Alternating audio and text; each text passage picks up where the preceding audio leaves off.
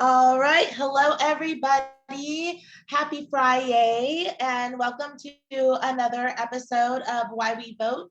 We have a wonderful, amazing guest, Baionne Coleman, and we have our wonderful other host, Lamont Styles. Hello, welcome. How are you guys doing? I'm doing well, thank you. How are you doing? I'm doing well. So we were just having a little backstage convo. Lamont. Hold on, I just said peace and blessings. Yes, so we're just talking about charter schools. What is a charter school? Let's just dive right on in. What is a charter school? A lot of people are really confused as to what it is. You hear different things like, oh, it's a private school and it takes all tax dollars. And then you hear things like, oh, it's just for certain people. So what is a charter school? Yeah, so charter schools are public schools. I think the difference between public schools is, there's a traditional public school and then there's charter public schools. What that means is that charter public schools, anyone who lives in Washington state can attend a charter school. So there's no boundaries for those charter schools. It's completely free to families to actually attend charter schools. Charter schools have a higher accountability than our traditional public schools. And the way that actually happens is like quarterly, you have a meeting with every charter district or school has a meeting with the Washington State Charter Commission to actually go through what is your academic data, where are you at financially, where are you at organizationally, where are you at based off of like community being supported in your school.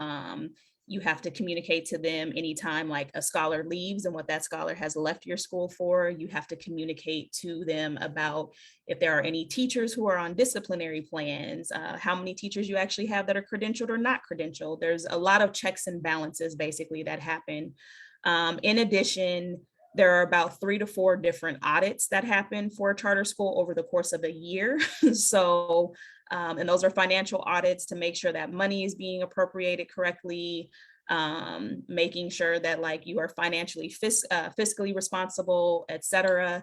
Then in addition to that, you also have a 5-year renewal. So unlike our traditional partners, if you have a contract that you hold to say we are going to do these specific things for scholars that attend our school, as far as like academic, social, emotional health, again, the finances, the organizational, working with community, et cetera.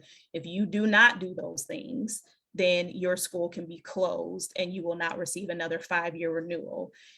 They can also do things where the commission might say, you know what, you met these benchmarks in these areas, but you didn't meet this benchmark in this area. So we're only going to actually renew you for 2 years. And we're going to review where you're at and decide if you can then continue on for another 3 years before that actually happens. As you can imagine, for our traditional schools, you are never going to be closed, right? So there's a lot more accountability. The other thing is that there are sometimes folks who you'll hear them talk about, oh, well, your board is not necessarily appointed, right? Like the traditional public schools, traditional districts, their boards are voted on and appointed, et cetera. There's multiple layers to accountability for a charter school. So at the board level, so there's a CEO or superintendent, which is, Baionne Coleman, CEO, superintendent of Rainier Valley Leadership Academy, right? So there's me, and then what happens is there's our board. Specifically for Rainier Valley Leadership Academy, we have board from community that holds us accountable to what we're doing in the spaces as far as our organization. Then beyond that is the Washington State Charter Commission. They're the ones who hold our contract and then actually say, like, are you doing everything the way that you're supposed to be doing? So those QSRs, those quarterly meetings that we have to make sure that like everything is on point so that we never falter, and reporting all that information out. They look at all of our audits and everything to make sure everything is what it's supposed to be.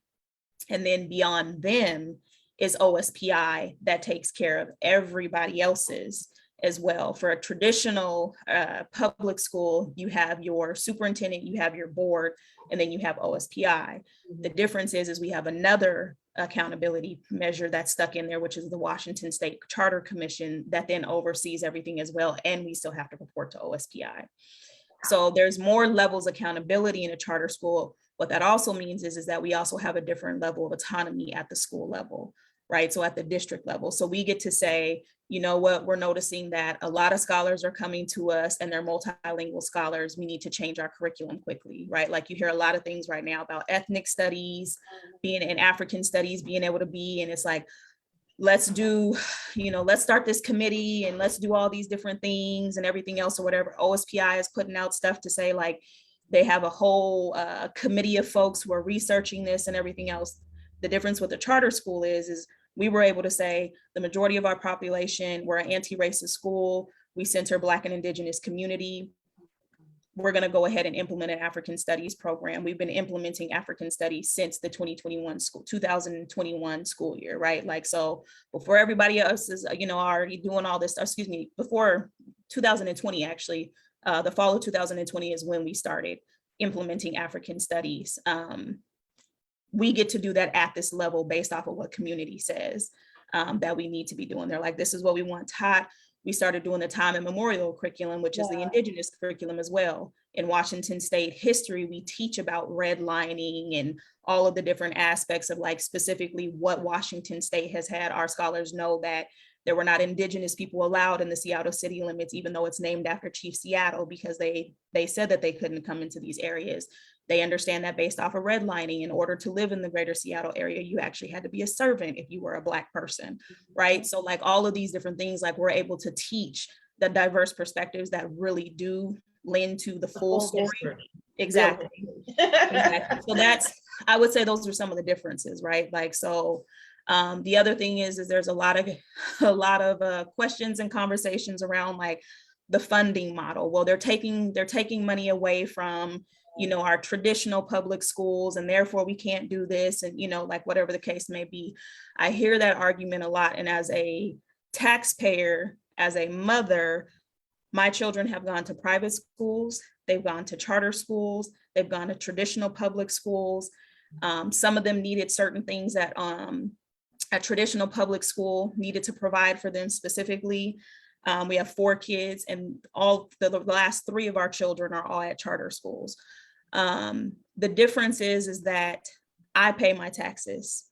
So if I don't want my child to go to a school where they are not learning and it's a racist system against them, that is the money that I am paying someone to teach my children. So when we say public free education, it's not really public free education for a traditional or a charter in the grand scheme of things. It's tax dollars and the money that we pay, or the levies, that we pay into and everything else or whatever, that is really supporting teachers being able to have a paycheck that comes to them on a regular basis based off of the money that we are pouring into the system.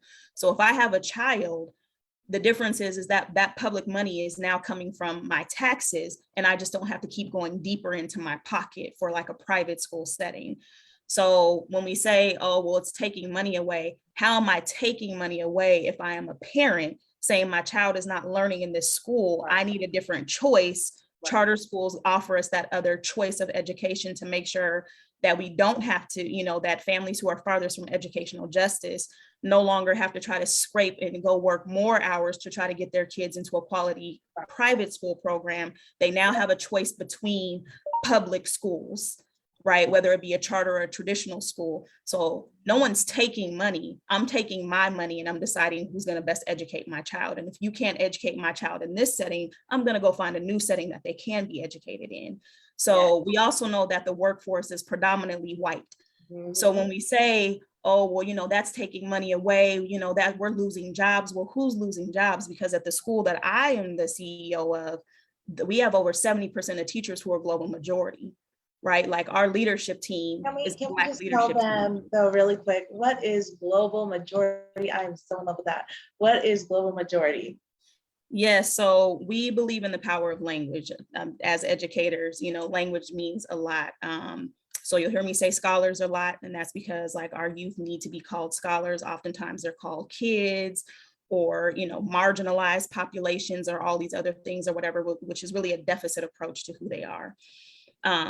We want them to know that they're scholars, that they're intellectuals, right? And you continue to pour those things into people, then they begin to also understand them and believe it and then live those things out. As far as global majority, we don't say people of color because we don't say people with no color, right? Like if you call a white person people of no color, right. Oh, that's so insulting, right? But it's not insulting to call someone a person of color, right? That's also grouping all of us together. The flip side of that is that while you then call people minorities, the reality of it is that outside of the Americas, we are not the minority. Globally, we are the majority. So that gives power to the fact that folks who are melanated are the majority on this earth, right? And the folks who are not melanated are not the majority. And so we explicitly say global majority folks to be able to give power to what our scholars actually know to be true, which is the rest of this world really looks like them.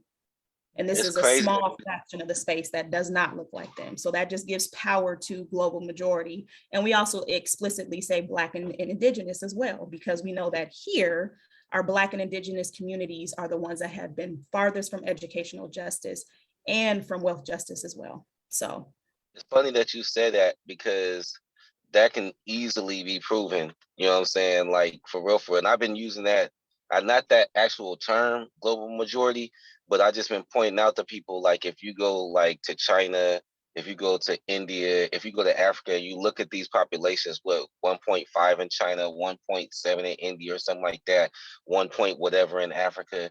And then you go to like the different continents, like the majority of the world is melanated. You know what I'm saying? And so and I would say that it's not even close, probably like three-fourths, you know what I'm saying? And so it's very interesting, like how the language, like you said, has just in the language, we have subjected ourselves to be less than, you know what I'm saying? And so that was my whole thing with school, was like, we are not educating ourselves from the standpoint of what really is, you know what I'm saying? And so I've been trying to figure it out for a while. So when you talk about charter schools, and charter schools are basically the same as public schools, but they're just not traditional schools. How feasible, so like where are we at in Washington? So like you said, I think was it 2016, 2014, they allow for charter schools to exist. Is that correct? Which one was it? 2016? I think the legislation actually went in like closer to 2014. Charter schools were then 14. beginning to start to establish in 2015. By 2016, we then had like the first charter schools actually starting to like open up their doors and everything else. This is the charter school. The fact that charter schools exist because communities voted for charter schools to exist, right? So this is the request of the people that has said like charter schools need to come into existence. Like we actually voted for this explicitly. So this isn't something that someone just threw out there and like, hey, let's hope nobody pays attention and this thing got passed. The reality of it is that communities wanted this to pass, and then we received charter schools. In addition to that, I think something else that's important to point out is that we are one of the last states to actually allow for charter schools. So we've learned from other charter schools for the past 20 years, and Washington State has one of the strongest charter school laws that actually will not allow for our charter schools to predominantly be white children in those schools. And most folks don't know that, right? So what it says in our charter laws that every single charter has to abide by no matter what, is that we give preference to those farthest away from educational justice, which means folks who are low income, folks who are global majority, folks who receive special education services, folks who receive multilingual services, folks who are homeless, folks who are in foster care, right? So like those are the folks that receive priority. So if my school, for example, was based off of gentrification only white scholars are coming into our doors, right? I think there's a place for anti-racist education for all scholars to make sure that we're raising abolitionist leaders in these spaces to actually support the work. And if all of my scholars are actually white and they've already applied and everything else or whatever in my lottery process, if I have that those Black children and brown children and indigenous children who are coming into my school and they meet those qualifications of being those who are actually farthest from educational justice, they then receive priority to attend that school because they need it more than other folks, right? No difference than if there are 2 white scholars who come to my school and one of them is free and reduced lunch status and the other one is not, then that one who's free and reduced lunch status gets to come to the school priority based off of that law, right? So those who are farthest from educational justice get to then make sure that they have a slot in that school as a choice. That's awesome. I know that before we've had this conversation, and so kind of bringing it around to like why we vote. I know before you were kind of mentioning how there's only a certain amount of slots available in the state. Like there was like a certain number of charter schools that could be had, and then they cut off, and then there's some like empty spaces now. But so like, what do people need to look for? How can we? What's all this about? Yep. So I think it's very interesting that as soon as we start discussing more Black and Indigenous leaders going into our own communities and opening up these schools and learning how to do this work and actually educating our children and educating our white peers' children, then all of the sudden this window that allowed for 40 schools now gets slapped shut and it's like, no more, we're not going to do anymore, right? Y'all read into that how y'all want to read into that, right? I think the other thing to understand is we have to pay very close attention. So there were 40 schools that were supposed to be allowed as the charter, like a max of 40 charter schools that were supposed to be allowed. I think we have about like 18 or something like that right now. And then that window was closed. And so now there are no more charter schools that can actually open based off of this legislation. Like I said, sorry to say really quick. So that means that a school like yours can't expand out to places like Federal Way. They can't expand out into Pierce County or Thurston County or any of the other areas. You're just locked in right there. That's it. Locked in. That's it. I think the other thing is, let me make sure I plug my laptop in so we don't get cut out. But I think the other thing that's important to know too is like, forget about us even expanding for a moment, right? Because I think like even that when we talk about colonial approaches to education, like folks are like, oh, well, we need to open up as many schools as we need to. We don't need to open up a whole bunch of schools, like, right? Like we want to be the absolute best school for our communities. If we were ever allowed to open up, we would maybe open up in one more school. The reality of it is like the biggest impetus that we can do as a global majority Black-led organization and as an anti-racist organization is to teach other people to open up charter schools in their communities, right? Like Lamont, you're talking about, your barbering business and making sure that you have this school and everything else. There's no charter school that's teaching cosmetology to scholars, but that's a real thing that can actually happen is like, we could teach you how to open up your own school in a Federal Way, make sure that you have what you need, make sure that you understand the systems, make sure that you get put on, and then make sure that you're teaching scholars on how to actually be cosmetologists and barbers in these spaces and open up their own businesses. And that's what you're teaching them in high school. And by the time they graduate from high school, they're accredited at 17 years old to actually go and open up their own barber school. We can't support you with that because now this window has been closed, right? So our thing is like, how do we teach other folks how to go out and open up these schools in their communities? Because we are the ones who know best what we actually need. So go ahead. So when we're talking about why vote, so is the situation a situation where we need to get it back on the ballot to open up more charter schools or to be able to open up more charter schools, or what's the solution to help that? Because like you said, the barber school, actually the goal was like 5 to 10 years from now for it to be an entrepreneur school, K through 12. And so it's that was the goal from day one. It just was like, but to do that, I don't know how to make money in a K through 12 school, but I know how to make money in a barber school situation. So I didn't want to go and try to figure all that out. I was like, let me start with the barber school and then I'll expand it from there. But what is it that needs to be done to be able to bring these resources and this opportunity to our communities? Yeah, so I think there's a couple of things. I'm going to circle back to the conversation around like the ballots and everything else and how we vote in that space. And then also make sure that y'all also know about some other legislation that's getting ready to come out that we do need to fight against as community really strongly right now, to make sure that we can fight this other conversation, right? Like, but one of the things that is coming out is that the Education Committee for Washington State is getting ready to put out a measure specifically that says there will no longer be a commission for charter schools, which then means that charter schools then become under the umbrella of whatever district that they are near, right? So when we talked a little bit earlier before the call, we discussed the fact that, you know, some of these districts have been around for 156 years and they're still failing Black and Indigenous children specifically, and global majority scholars specifically.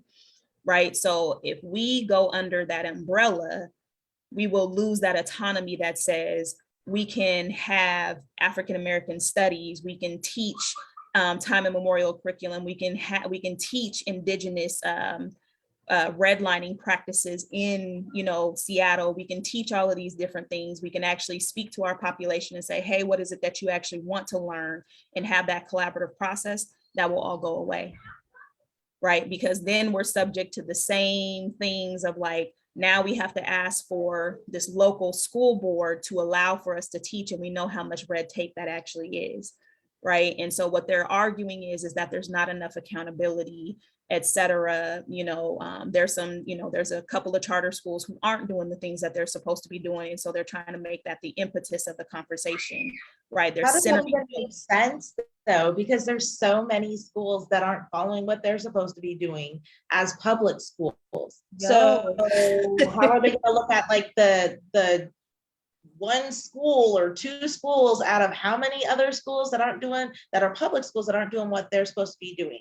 Why come in and take something that's beautiful and great and unique and important to our community and force it to become something that is part of a system that's, I'm just gonna say it's kind of broken. Oh, I mean, the system's broke. Well, let me be clear. The system's not broke. The system's not broke. It's doing exactly what it was designed to do. Well, then there's that. You know what I mean? Like, it's doing exactly what it was designed to do. When we think about the education system, it was built off of a Persian system, specifically so that as folks were going out to war, what happened in Persia was the system that our system is built on. Persia sent a bunch of folks out to war and said, hey, fight for our country. They were like, they went out to this war. Folks who are farmers and peasants and everybody else went out, we're going to fight this war. They saw that the war was not going to be won. And they were like, deuces, we're out. Like, I'm not about to die for this. Persia then said, we have to create an education system that basically makes folks compliant and makes them do what we want. And we will educate our 1% of our population who is going to be the politicians and everything else and have all the money, and everybody else needs to do what we ask them to do. That is the system that our education system has been built upon. So it was never to educate even white poor children, and it was definitely never meant to educate Black, Indigenous, and global majority children in our country. So it's doing exactly what it was designed to do, right? We're not being educated in these settings. So the reality of it is that if I can center the stories of these couple of schools to say, look, this system is broke, then I don't actually have to pay attention to the fact that this other system has been broke for 156 years and there is no accountability in those cases, right? Or there needs to be a higher level or the same regard of accountability. If you start saying, if you continue to fail school, these children who are coming into your school, then that puts a whole lot of teachers out of work, right? That's a whole different conversation. But who are the teachers who are going to be out of work? Because again, our school has over 70%, 76% global majority teachers. with a huge impetus of those teachers being Black and the leadership and everybody else being, Black in those spaces. And a lot of us are from community, right? So we have an onus to say, I got to make sure your baby is educated because I went to high school with you and I'm going to run into you at the grocery store and I'm going to have to hear your mouth if I don't educate your child, right? Or I'm going to go to this birthday party or this backyard barbecue and y'all are going to be there and I have to explain to you why this didn't happen. Or even worse, an elder is going to pop up and be like, yo, so I heard that you're not doing what you're supposed to be doing. And that's a real thing. Like our elders pop up on us in the school all the time, right? So what we have to do is we have to do two things. One, we have to ask for our legislators to actually hold all schools accountable to what is being done and why our Black, Indigenous, and global majority scholars are not being educated, and put a lot of pressure on them to actually make sure that that actually happens. Two, we have to make sure that they don't take away the infrastructure of charter schools currently, because it is working. Those two schools that are not doing everything that they may necessarily be supposed to be doing, right? Like we know school educators, in those spaces, everybody's not going to do what they're supposed to be doing. The commission is doing their job to investigate those matters, and they will not renew them for another 5 years, right? So those schools will be gone, right? Unfortunately, those licenses will still be gone, and people like Lamont and other community members can't actually open up another school in their place, right? But the reality of it is that they won't be able to continue to create that type of harm that they've created in those spaces if that is the case, right? So there is an accountability system, and it means you don't get to continue to educate. Like for me, like that's the best accountability that there possibly can be. Absolutely. I think that there's I've heard of a lot of parents, really upset with the local school districts and, feeling like they keep running the same circles and they're not getting they're not getting the same level of respect. They're not being acknowledged, their issues and the things that they're bringing forward, they're not even being heard. So the fact that there are so many different layers with charter schools, I think that should absolutely be for every school, period. So real quick, because I don't know if we answered the question. So yes, please. This is what I got. I got that there is legislation now. I think that's what you said first, that there's legislation coming up that is, so can you recap that, requiring? The legislation, the Education Committee is going to put out a proposal that basically says they want charter schools the commission is going to be abolished, which then means that the charter schools that are in operation are going to have to answer to their district partners that are in community. So we right? want to fight that. We want to fight that first. So that's going to be on the ballot.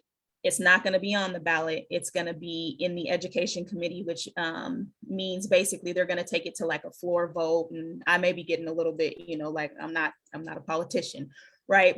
But they're basically going to go and they're going to vote on this. So what we have to do is we need to show up in droves. We need to write letters. We need to have public testimony to all of the politicians and council members that are in your specific district. So Federal Way needs to do it. Based off state reps, senators, and so are they the ones that's gonna decide it, or? Yep, they're gonna be voting on it, right? So if a lot of these things that affect us go up blindly and nobody ever knows that they're going up, and so no one ever protests against it. We need to figure out specifically when, where, and how. So I'll give you an example. So they right before the pandemic, they tried to do away with 1099s. And so the cosmetologist found out about it, and they went and testified down in Olympia. They started a Facebook page. In 1 week, they had 5,000 members in the Facebook page. They went down and they found all the bills, because it wasn't just the one bill, it was 4 bills in total that they had just named them different things, but they were basically built to do one thing, which is take away the 1099s. And so we have to figure out where, when, and how to send our emails, like you said, to our state reps, but in particular like what is it that we're going after, because it has to be a specific thing that they're going to be, like you said, like a name for it, like House Bill whatever or whatever, like whatever committee Mm-hmm. specifically, so we can target it and get our people, because it's very, like, education to me is the number one thing that is going to help our people. We are losing the battle. We do not know, like, I'm talking about bad. You know what I'm saying? Oh, Like, from every standpoint of the system, the way that they teach, what they're teaching, it has nothing to do with how we, in the best way that we can be taught, and the knowledge that we're supposed to have, whether it's nutrition, whether it's the law, whether it's the history, whatever it is, we are not, I'm talking about nothing. Even at the best, even as our best scholar, they're still coming from a European mindset, because that's all they've been shown. When I was at Highline, I looked at the classes that they offered, the catalog, and every history was U.S. history, or it was European history, or it was U.S. history, which I say it's European history, U.S. history from a European standpoint. You know what I'm mm-hmm. saying? Like, Yep. literally, that's all they had. You know what I'm saying? And so you got, people talking about the critical race theory and all this. Like, I don't, there's no name for it, but other than history. Like, this is what happened. This is what was. You can try to name it this and categorize it over here and make a specialty class or whatever, but it really hurts not just us as, like you said, the global majority, but it also hurts the the uh the Caucasian people, because they're being fed lies as well. You know what I'm saying? Exactly. And so it really, this is a something of utmost important that we have to, um what do you call it, this is an emergency. Oh You know yeah, what I'm saying? This it is an is. emergency. It is. I completely agree with you. I actually just sent over to Felicia. So the education committee is the one who is going to vote on this. So in addition to whoever your local representatives are, your state senators, et cetera, like, you also want to put a lot of pressure on the education committee. And there are folks who also believe what we believe, right? Like, we got to do education differently, that are on that committee. But we Real have to quick, make sure. Uh-huh.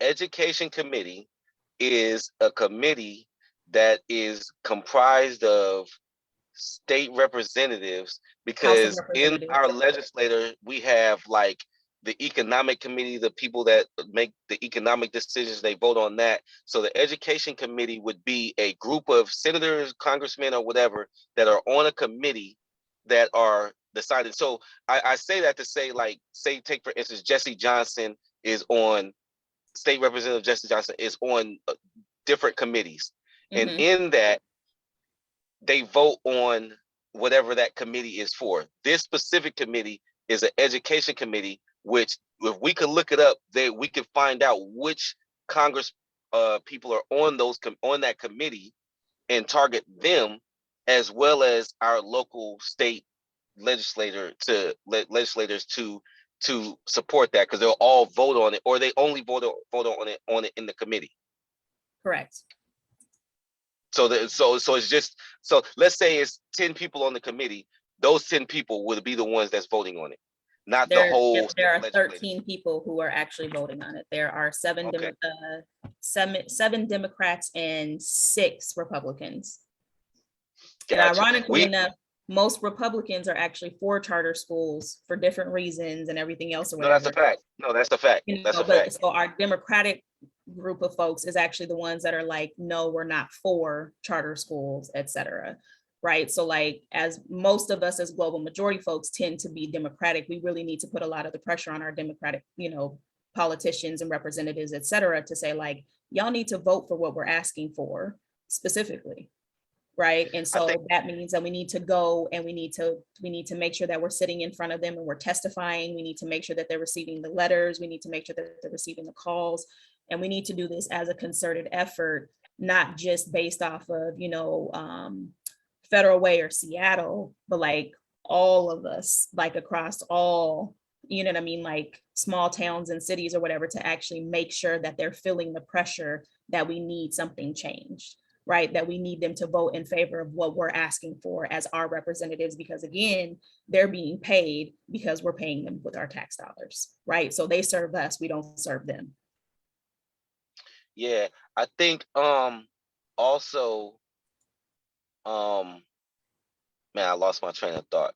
But because when we the education part, because there's a lot of miseducation out there, and in our communities, and if whoever's watching this, please share it so we can um get people aware of what this is and what's going on, because there's a lot of misinformation that's going on. I felt it was like it's funny because during the pandemic there's a lot of this misinformation, but the misinformation was coming from the trusted sources. You know what I'm saying? That's what I thought was interesting, because I was like, if any of you guys went to the actual CDC websites, like you would see that this does not match up. And so I think with charter schools, there's a lot of misinformation, and there's a lot of information that like I said, I'm listening. I'm listening to people that look like me. That's like, the charter schools are taking away from the money from the public school system, and but like you said, the public school system sucks. Like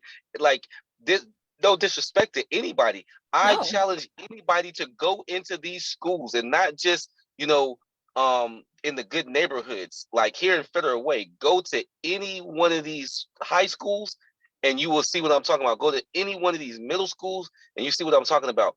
The elementary kind of, you have your pockets of schools because they're in neighborhoods. You know what I'm saying? Like, take for instance, like Todd Beamer, it's a lot of houses and apartments that are going to that school. But when you go to the elementary, they're usually like in neighborhoods. You know what I'm saying? And so like you can go to certain neighborhoods and those schools will be solid. You know what I'm saying? Because there's more elementary schools, you know what I'm saying, than there are high school and middle schools. So like I think the information has to get out here for us to know what charter schools are, that this is an option. Um, so the other part was, okay, so we have the legislation that's coming up. What else?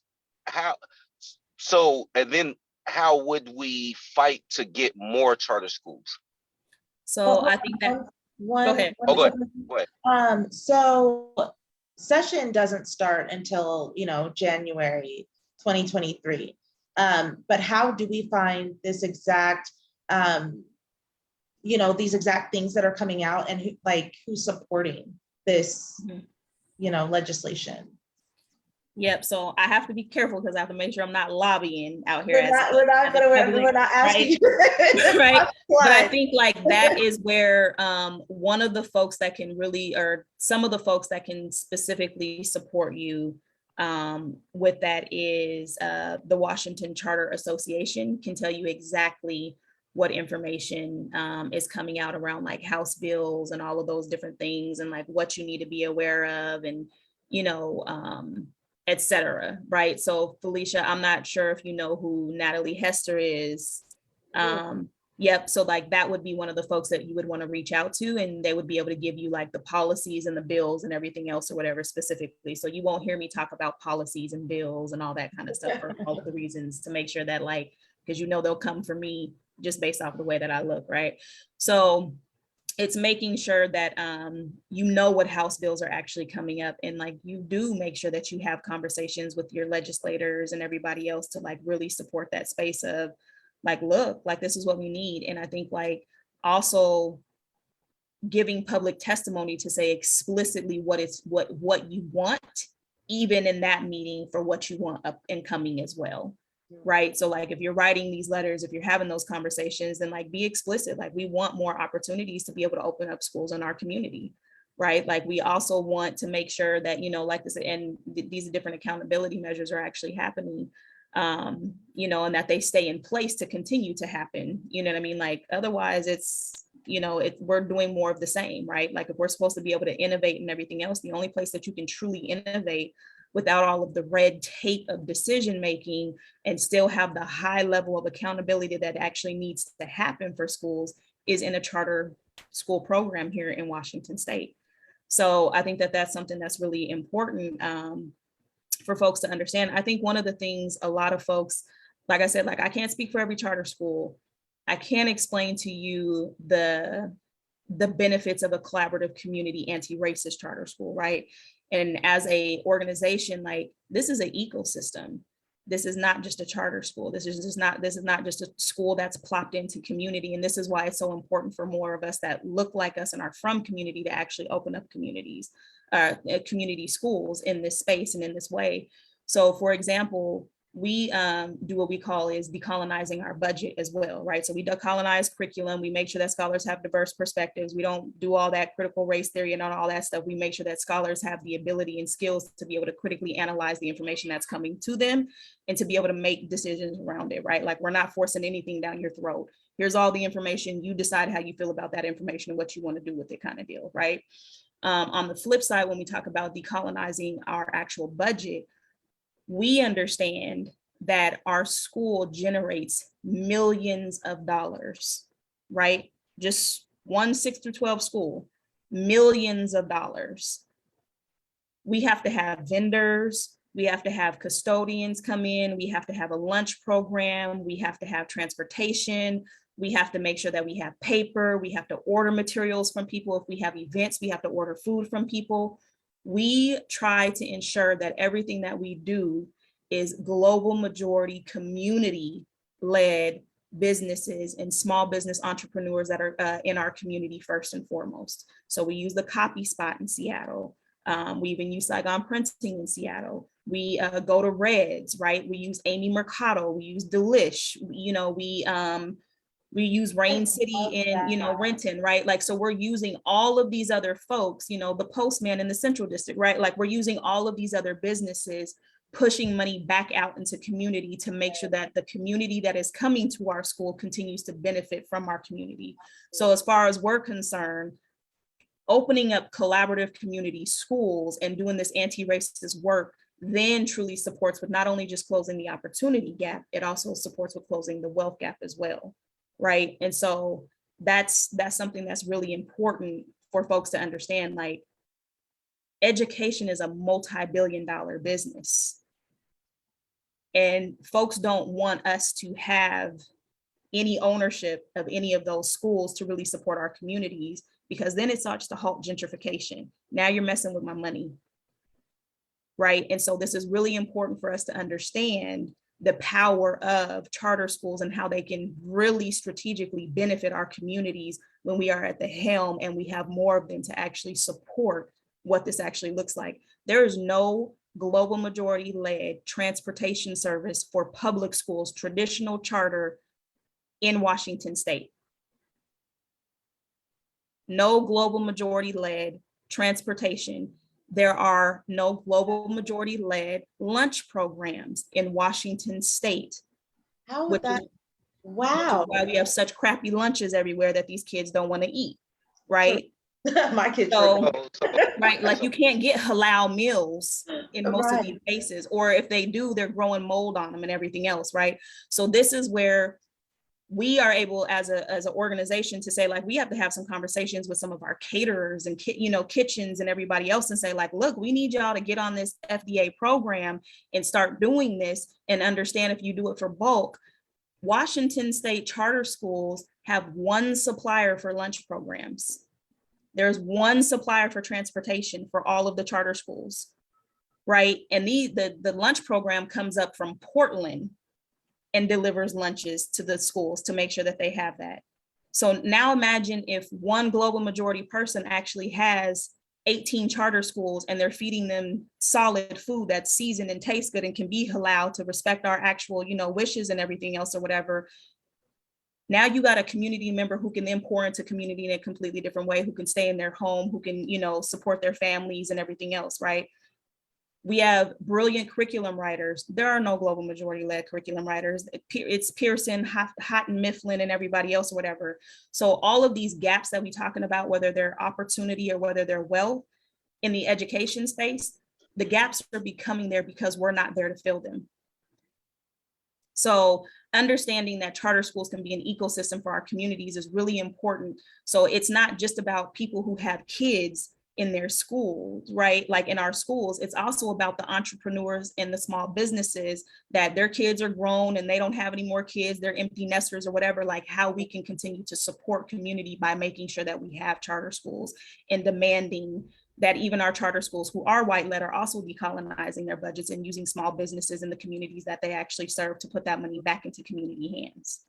Right, right. I had no idea that that could happen, that that's something that could be done. Most of, I don't know, I guess I'm like most people, or maybe not, but you know, these are the people that do that, right? It's the bus company, whatever, that's who they are, right? But to know that somebody can open their own transportation company, you know, majority owned transportation company and serve the schools. What? Mm-hmm. What? Like to be able to have school lunches that reflect the community and the people, like what? No idea. I just thought it was all up to, I didn't know who, right? But the fact that that's an option, that's amazing. I love that. The fact that it's not an option is like even bigger. You know what I'm saying? And so like in every aspect of our life, I just had a recent death in the family, and I like just being in the hospitals, and I just remember looking at the food that they're feeding them. I'm like, well, they're sick, and you're giving them processed mashed potatoes. The vegetables don't even look real, and then the meat also doesn't look real, and you're feeding this to them, and really what they should be eating is natural fruits and vegetables, whole, you know what I'm saying? And so it's like when you look, I remember my son won an award and I got invited to his school to eat lunch with him, and it looked like dog food. Mm-hmm. And I was like, yo, this is what they're feeding you? And so like in every aspect of our life, that's why I said that, you know, man, I quit school because of recess. Like I'm not playing with these cats. You know what I'm saying? Like this is national, this is an emergency. You know what I'm saying? Like our kids, when you go into these schools, that's why I'm like, this is not even most parents, the reason why they just accept it is just because like from the brainwash standpoint, I'm supposed to send my kid to school.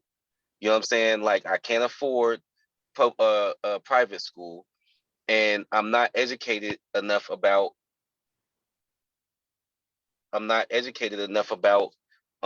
charter schools or anything else other than what I've been told. In a traditional And setting. literally that's a fact. And so I talk to like I keep alluding to that. There's a radio station that I listen to in the morning, and it's a lot of older Black people from Seattle on there, and it's like, you know, when you hear like some of the things, like I'm like, yo, like this is why we're losing. You know what I'm saying? Like we cannot keep with this mentality.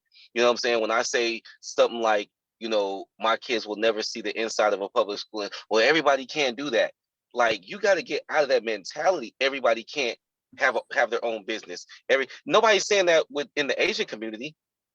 Everybody can't have own a business. Well, God, dog, like they are opening up businesses everywhere. You can't tell them that. So why do we have this defeated mindset? I will only say why. That's a rhetorical question. We already know why. Mm-hmm. Where we're at now is what do we do? So we got the situation where the education committee is going to be deciding, and to add on to what Felicia was saying, they're not in session, but you can still contact your legislator because everybody's not up for election this year. So there's some that are going to be returning next year, and now is the time that you contact them for things that are going to be coming up in the next session. You don't want to wait until the session comes in. You want to contact them before then, so that it's on their radar that this is where we want to go with this. And so and then the other part, how hard is it? Well, you answer that. We can't start start any more charter schools. So now it's like well, you can put you could have conversations with your legislators to tell them that you want them to open the window back up. There's no reason why they can't. You know So what I we mean? would Like, put it or on the even fix ballot, it. Absolutely. Yeah, you could potentially. put it on the ballot, and then we would have to vote on it again to open it up. So I think the part of it is a couple of things. Like if there's only 18 and they originally said 40, we might have action at like finishing out the 40, right? Give us a reason why we couldn't get to 40, and then the other part of it is just like I said, a what do you call it, a marketing campaign, the same way that they did when they wanted to legalize marijuana, the same way that they do these marketing campaigns when they want to pass. Like I don't understand like how you can have a commercial on TV for somebody running for office, but you can't have a commercial on TV for, you know, or actually you actually can, because like I said, the marijuana joints, they did have the soccer mom up there saying that we could use this for our schools, and I still want to know where that money's going, because I know it's a lot of tax dollars that are going into this. And then just real quick, um I was told that money is not an issue in our education system, it's what's being done with the money. Like you said, it's a multi-billion-dollar a year situation. We have to follow the money, and we have to really get into this and break down. So I would like to, we need our own organization, or maybe a collective of the charter schools getting together and saying, hey, we need to get out here in the community and let people know what's going on. I would love to be a part of that. You know what? There's actually an organization that is doing some of that work, and they're called WAFAB, WAFAB. And Put that again, in you the chat, yep, sure please, can. or Mhm. whoever. I'm They taking notes, they're and connected I'll to charter also point schools. that out, the information. Yeah. Sorry. No, you're good. I was gonna say they're connected to, I gotta figure out. I might have to send it over to Felicia afterwards. But they're an organization that of families that have been advocating for charter schools specifically, to really support that space of making sure that like this information gets out, and to, just all of it, right? All of the legislation to also make sure that charter schools are doing what they're supposed to be doing, right? Because like I said, like every school is not necessarily created equal. And we know that based off of, various schools that are led by, principals that look like us, even in our traditional school districts, right? Like that might be a good school because like, someone's trying to do something there, but the one right next down the street of it is not doing any, is not doing well, right? Like this is not a charter school versus, traditional schools. This is, we need to make sure that we have accountability for all schools, and we need to make sure that we're doing something different for Black and Indigenous children, specifically to make sure that our communities are being served properly. So I think that's one of the big pieces of it. And I think like it's okay to have multiple organizations that are all doing the same thing as a concerted effort based off of different communities that are around us, and working together, to your point earlier, Lamont, about like, everybody can't have a business, they want to say everybody can't have a business. There can be multiple community organizations that are doing what they feel like needs to be done around education and really supporting that work, right? And working, in their communities and connecting to work, as an entire Washington state community to make sure that we have what we need for Black and Indigenous children across the state and as a whole. So I think like that's something that's just really important for our communities to understand, right? So you're on mute, Lamont. I say absolutely. Thank you so much for that, because like I said, this is near and dear to my heart. Like education is, I had a chance to talk to John Carlos, the brother from the '68 Olympics that put up the Black Fist. And the more I talk to like the elders, the more that I'm like, what's the solution? And it's like education. And when you go back to it, it's evident. Knowledge is power is not just a cliche. If I know how to put seeds into the ground, water it and nourish it, I can feed myself. If I know how to collect water and clean it, I can now have clean water. If I know how to construct a structure that I can live in, I now have shelter. Like knowledge is really power. And we are not getting, like, the school that my son goes to, they do yoga, they do meditation, they do affirmation, they do martial arts, African drum, archery, horseback riding. Like, it's what we want it to be. It's like literally parents get together, along with, shout out to Catrice, the Catrice Dennis, the traveling teacher, and um, the parents just get together and say, hey, this is what we want our our child's education to look like. And if you go into the public schools, it's not that easy. You got Right. parents that are gonna fight against, well, I don't want my child learning this, and I don't want my I literally I was a I was a president of the PTSA one year, and I go to this meeting, a PTSA regional meeting in Auburn, and there was a state senator there, and it seemed like everything that her job was, whatever the Democrat said, it was to be the opposite. And I'm listening, and I'm like, and so they were talking about children who got to school late, basically having a food cart that would go around during school because they were like, they missed They need to breakfast. eat.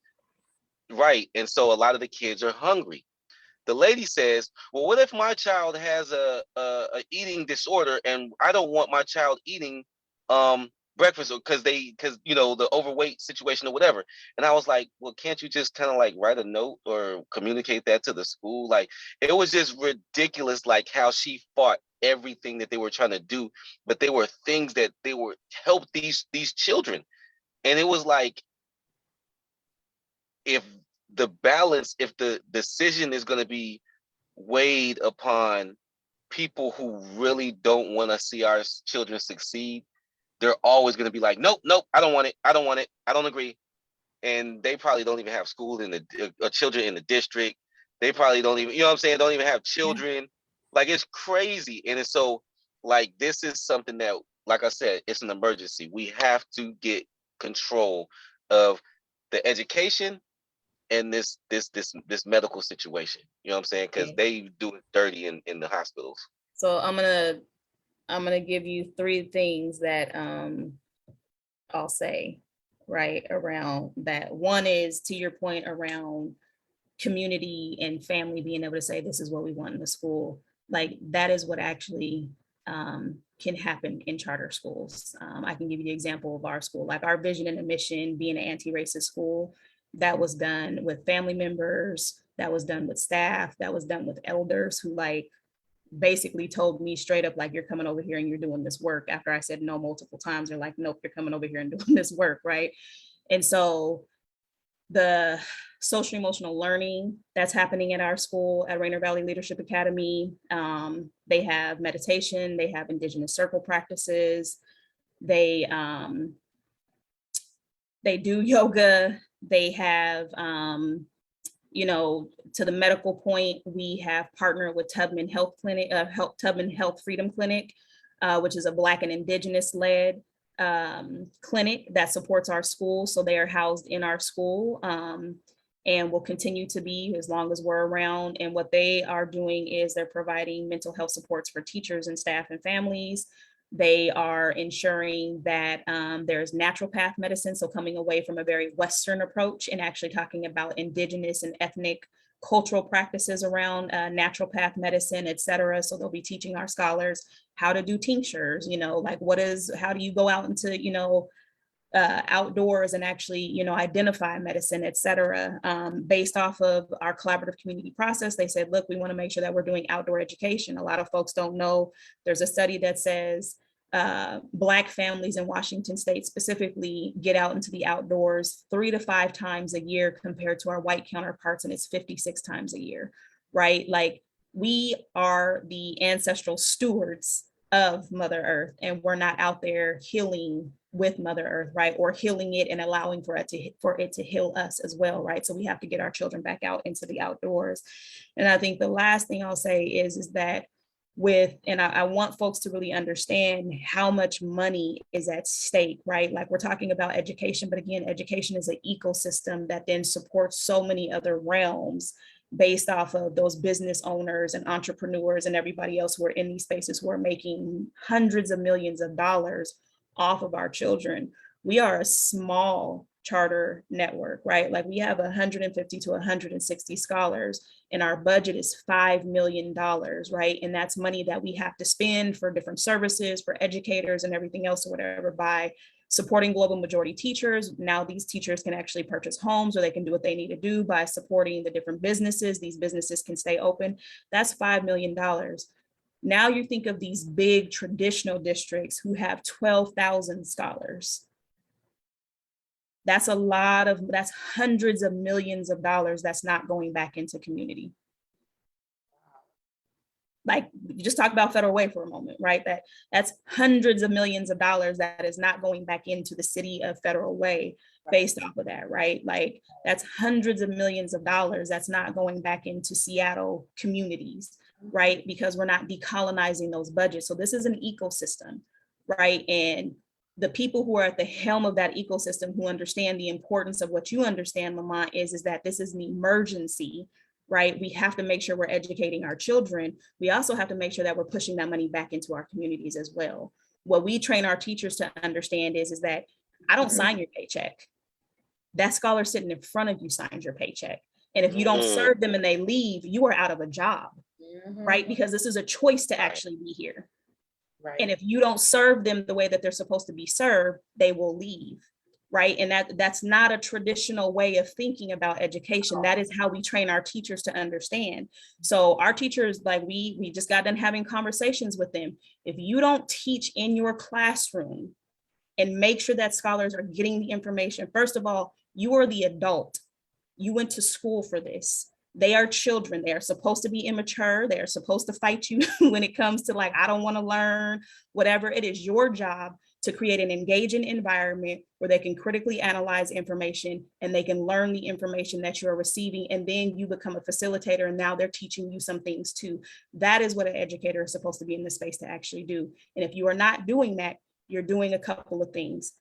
For our white scholars, you're teaching them ways to go out and continue to hate Black and brown people and possibly murder them in the future when you are not teaching properly in classrooms.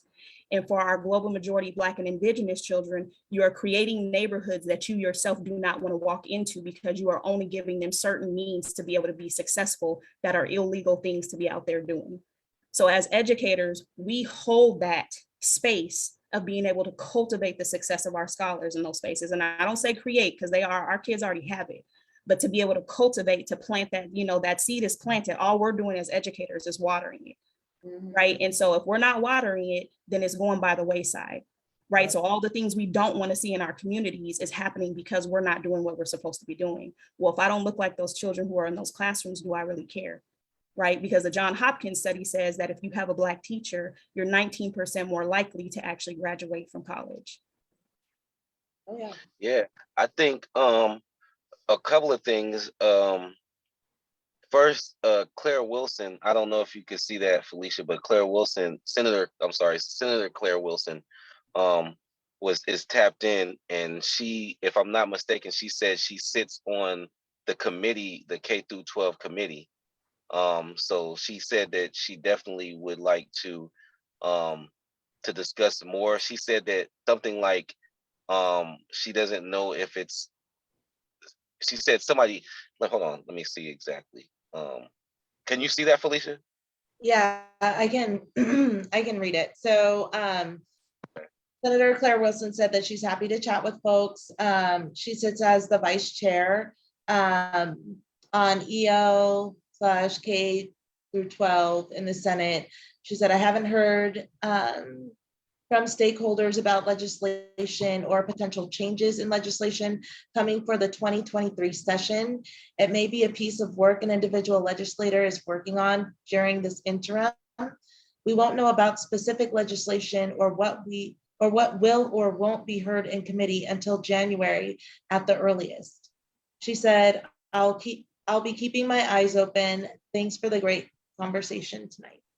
Yep. And Senator Claire Wilson, if you would like to come and visit RBLA, come and sit down and have conversations with our scholars, talk to our families, talk to our educators in the space. I think the best way to like learn about something is to go in and sit and be a part of something, and hear from the folks who are actually being affected by it. So Yeah, and absolutely. that's open to whoever. Come and do a tour, right? Like we don't have anything to hide. Come and see us, come and talk to us, reach out to me, do whatever you need to do so that you can begin to get the information that you need, and make sure that you're making decisions and educating yourself rather than regurgitating and hearing what everybody else is saying, and make sure that you have that information for you. And we need to like maybe even have a connection to where we're um actively paying attention to the committee and to what is going on, to where, like you said, if there's a coalition working with legislators to make sure that this looks, because like you said, the accountability, I'm just keeping it real. Like I have seen atrocities in these schools. And when I say atrocities, like I'm talking about going into a classroom and out of 26 kids, 23 of them are failing. You know what I'm saying? Like I'm talking about going into classrooms and actually witnessing teachers let the kids study for 5 minutes and then give them a quiz and then pass them on whatever subject it was that they were learning. I've seen this with my own eyes. You know what I'm saying? Like I can't make this up. A teacher wants to use the lab. Oh, well, you got such and such in your class. I got some balls for them to play. Your class go over here in the field and play with these balls so my class could use your time in the library or whatever they were and I was like, and the teacher was like, oh yeah, you're right, we'll just, and I'm like, for real? So like the kids, what about the other kids in the class that could have used the lab or whatever? Like I've just seen some atrocities, man. And so when you're talking about accountability, where's the accountability to the public schools on that end? You know what I'm saying? Because like you said, equal if you're gonna hold us accountable, you gotta hold them accountable. And I just feel like they're a staple. They have the teachers union, which is very, very strong. They have all of these different departments that just is crazy. And so to me, the charter schools are a great alternative for me to not have to try to break down and rebuild a whole system. All right, you guys want to move like that? We over here. You know what I'm saying? Let us, and I found and I see that like again, Urban Prep Academy in Chicago, 100% graduation rate, 100% going to higher ed. Like it's these numbers are not even like no school in Washington has 100% graduation rate. You know what I'm saying? So and we're expecting these guys to have numbers like off the charts when the regular public schools don't have these numbers. You know what I'm saying? Not even close. You see what I'm saying? And so I definitely would like to see accountability on all levels. And like you said, if you're going to judge one charter school and judge them all by one or two, then you would have to do the same thing in the public school system. And if you did that, like, but again, I can't reiterate, this is a subject that is near and dear to my heart, because learning, we are deterred from learning at an early age, and learning is fun, and we're deterred from it early. Like I'm watching, like when we're talking about diet, you know what I'm saying? These kids are getting loaded up on sugar for breakfast, and then you sit them down and tell them to be still. Like the stuff that, and then you say they have ADHD and all this. Like the stuff that they're doing is damn near criminal. Like for real. We like I said, this is an emergency, man. This is an emergency. So we're gonna figure this out. And so how many students does your school take? Do you have a limit? So we'll continue to grow year over year. I think the pandemic has like hit charter schools, especially pretty hard as far as like enrollment, because we're smaller organizations for most of us. And so like when you say like, you know, a million kids have left, you know what I mean? Like the public education system or whatever, like charter schools are hit by that a lot. We currently have 154 scholars, I believe at this time. We have, as of this morning, we only had 6 slots available for 6th grade. And we had 4 slots available for 9th grade, and everybody else is on a waiting list across the school, which is a good place to be in. We are enrolling right now for our 23-24 school year. So folks can submit applications like now, and in order to not, you know, or to have a better chance of getting in rather than being put on a wait list. Our lottery is about mid-March. And so like, if you, and again, like if y'all decided, you know, Federal Way, we have a bunch of families that want to come, you know, we don't, transportation for charter schools can be very difficult. And so, like I said, there's one bus company that supports charter schools. And so like we use Orca cards or whatever and carpool, you know, the power of community to actually get to spaces. So if like a bunch of families were like, yo, we want to make sure that we apply to, you know, Rainier Valley Leadership Academy, and we're going to carpool and do these things to make sure that we can get there. Like there's no boundaries for a charter school. So you can go to the best schools regardless of where they are at, you know, place wise. So I think there's that. We will eventually grow to like our high school can hold, our middle school and high school can hold up to 600 scholars. So we'll continue to grow.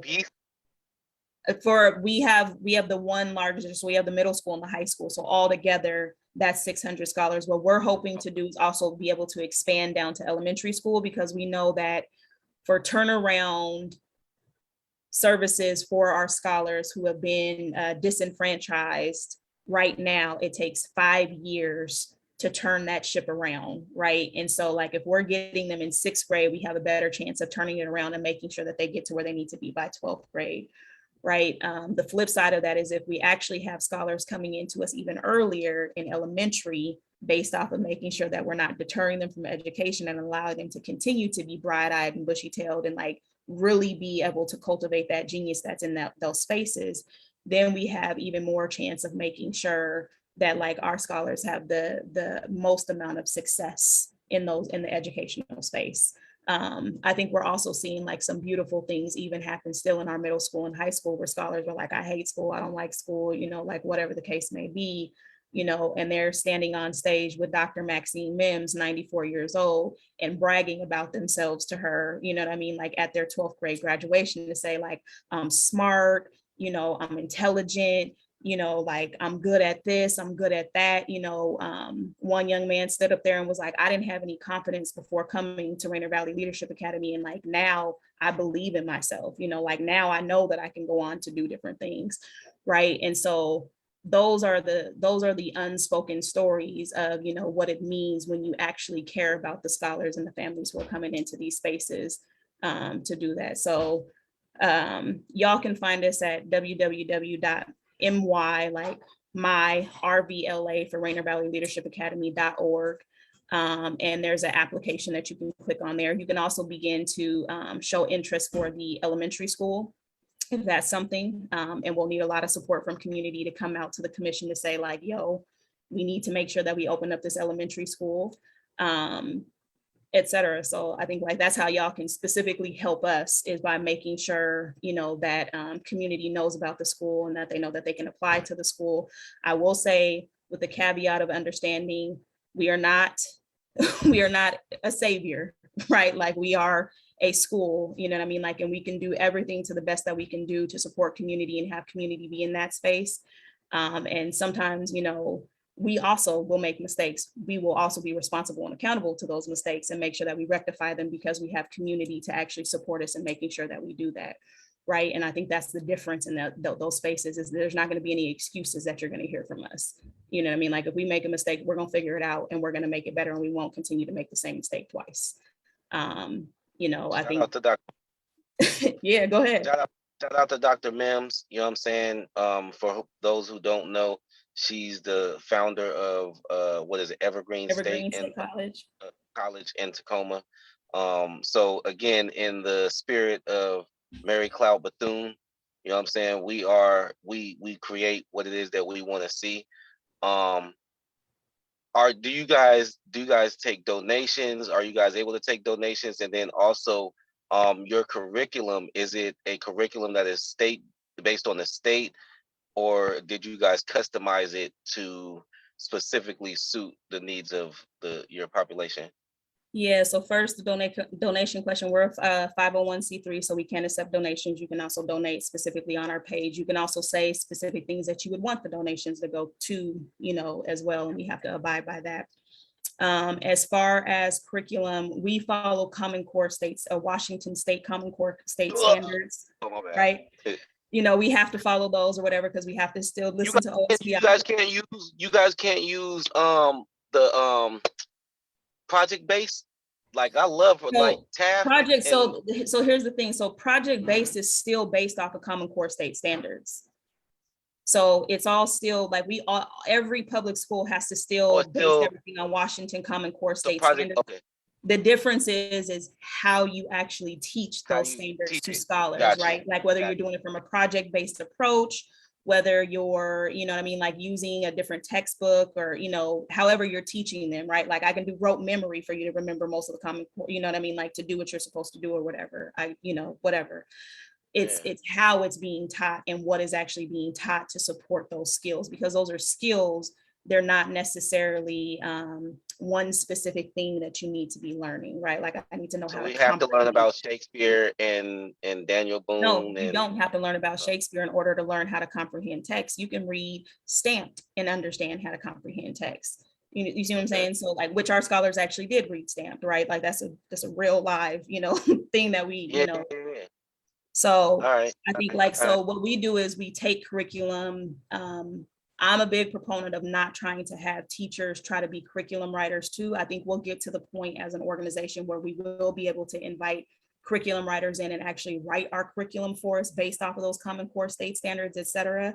I don't believe in trying to do too much too fast and then it not be good, right? Like I want us to be able to put out quality to be able to continue to support our community. So we take curriculum that has already been written and then we decolonize that curriculum to make sure that those diverse perspectives that are not in the curriculum are actually present, so that scholars can then read books that, not just a book To Kill a Mockingbird and say we got some Black folks in this book or whatever, and they're actually antagonists, but also like protagonists in the books by folks who actually look like them, et cetera, so that they can begin to have conversations about this, right? So that's how we do things at our school. I like you said, that's what I do with my barber curriculum, decolonize it, because everything is from a European standpoint. And I'm just like, yo, like it's the crazy thing of it is it's just matter of factly, like they don't even look at other people's cultures, you know what I'm saying? Like they don't even like try to like implement Asian culture in the barbering, Hispanic culture in the barbering. Like it doesn't exist. So it's like, thank God for YouTube, you know what I'm saying? Because I'm able to really show my students a diverse barbering, because barber culture is so diverse, you know what I'm saying? So it's like, to only see it from one standpoint is like it should be illegal. You know what I'm saying? Like it's crazy. So like I like that decolonized curriculum. I'd invite you to actually come and do a Panther Talk so we can talk about Panther Talks at our school. We also have Panther Talks where we invite folks internationally who hold professions in different fields, et cetera, just across the scope, who are global majority, to come in and speak to our scholars, and you're interviewed by our scholars to tell them about your profession, let them ask you questions about your profession, et cetera. And yeah, so they're on our page. You can go in, you can sign up to be a volunteer, you can sign up to do a Panther Talk, all of that. So like, please come and talk to our scholars every Wednesday. Volunteer. You said, hey, you hear that? You can sign up to volunteer. That's what people don't understand. Like that is very important that we volunteer in our schools, even in public schools. I get on public schools so much, but there's some really, really good people out in the public schools that are doing good work. And it's just, it wasn't, like you said, it wasn't built to, it was built to do something specific, and it's working, you know what I'm saying? And so we just need to rebuild what it is that our kids are. Like I said, when it comes to education, like I said, viewpoint is so important, you know what I'm saying? And I just, like I said, if you're not reading books that are culturally relative to you, if you're not learning information, like we learn English instead of learning language, you know what I'm saying? Like, you know, we're as Americans, we're at a disadvantage because most people come here speaking 2, 3, 4, 5 different languages where we're only speaking one. We're literally at a disadvantage, language wise. You know what I'm saying? So, and history, like our history is so biased that people come from other countries like, you guys didn't know this, like we know more about world history than you guys know about world history. So, you know, but definitely shout out to your school and volunteer, you know, like donate, participate. We have to be the change that we want to see. We can't just talk about it. Yep. Yep. I definitely agree with that. Okay. And I Well, think this there's a was- lot of phenomenal educators who are Black and brown in our traditional public school settings who are trying to do something different. So, you know, shout out to them as well. Like it's going to take all of us to make sure that we're centering Black and Indigenous children in these spaces. So, Absolutely. All right. Well, does Definitely. anybody have any questions that's watching right now? If you do, feel free to put them in the chat. If we don't get to them now, because we're about to actually close up, but we will definitely get to them later. Feel free to also message us on Better Way of Black Collective's Facebook page, and yeah, we'll be happy to get to you. So thank you all so much for joining us. Thank you so much, Baionne. You are amazing.